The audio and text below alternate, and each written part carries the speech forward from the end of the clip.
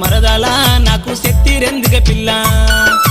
మాటల్లో నీకన్నా నే వెనకబడి ఉన్న బావయ్యా నీ మాటలు ఆపయ్యా బావయ్యా నువ్వు ఎండాల పోకయ్యా సరే మంచిదే పిల్ల నీ మాట కాదానా మరదాలా నువ్వు అడిగింది లేదానా మరదాలా శక్తి